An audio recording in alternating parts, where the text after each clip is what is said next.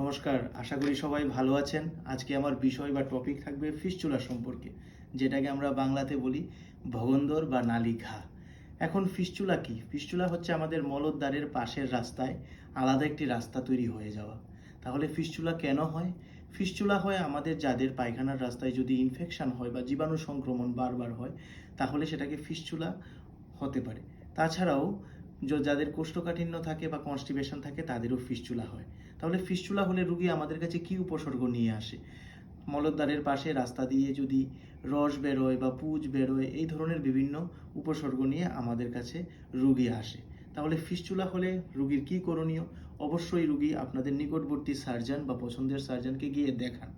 আপনারা অনেক quack doctor বা হাতুড়ে ডক্টর বলেন যে ফিস্চুলার পুরোপুরি নিরাময় সম্ভব তাদের দ্বারা।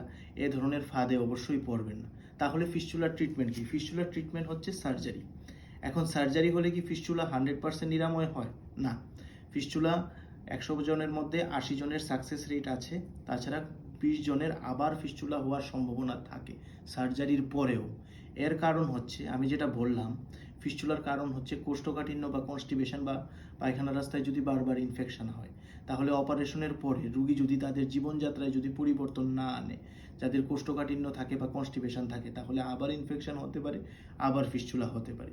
তাই ফিস্চুলা হলে আপনারা নিকটবর্তী সার্জনকে দেখাবেন, কোনো অবহেলা করবেন না।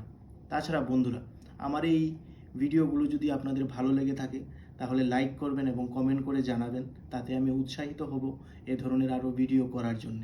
তাছাড়া আপনারা কমেন্টে এগুলোও জানাতে পারেন যে আপনারা আর কোন বিষয় বা সাবজেক্ট নিয়ে আমি আপনাদের জন্য ভিডিও করব।